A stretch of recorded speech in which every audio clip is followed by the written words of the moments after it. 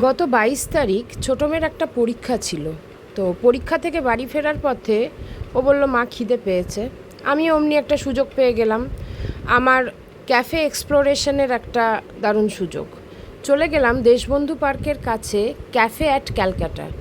খুবই convenient location, আর ক্যাফেটাও খুবই ভালো লাগলো, অনেক দিক থেকেই ভালো লাগলো।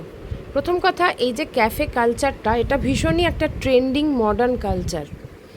অনেকের অনেক মতামত থাকতে পারে, তবে আমার মতে এই ক্যাফে কালচারটা কিন্তু একটা ছোটোখাটো রিক্রিয়েশনের জন্য ভীষণই একটা ভালো এই ক্যাফে জায়গাটা।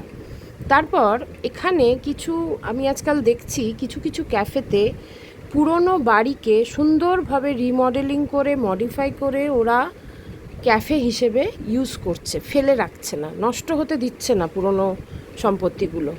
তাছাড়া কিছু এমন হারিয়ে যাওয়া জিনিস তারা সেখানে রাখছে, যেগুলো মডার্ন প্রজন্মের লোকজন কিন্তু কোনো দিন দেখেনি বা ভবিষ্যতে তাদের দেখার সুযোগ হবে কি না সেটাও জানি না।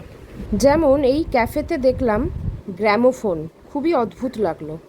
পুরনো দিনের টেলিফোন, তারপরে দেখলাম লণ্ঠন, যেগুলো আমার মেয়েরা হয়তো কোনো দিন দেখেনি বা ভবিষ্যতেও তারা হয়তো দেখতে পারবে কি না জানি না।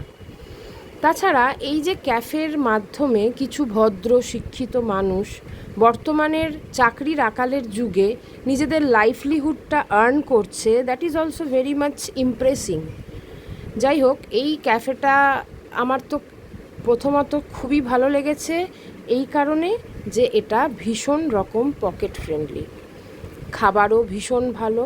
শুধু খাবার বললে তো হলো না, সব কিছু মিলিয়ে সার্ভিস এত কুইক, উইদিন 1 আওয়ার আমরা এসে খেয়ে, ভীষণ টায়ার্ড ছিল ছোটো মেয়ে, সঙ্গে সঙ্গে বেরিয়ে গেছি, এবং রিফ্রেশিং সব কিছু, খাবার দাবার একদম ফ্রেশ। এটাই আমার খুব ভালো লেগেছে।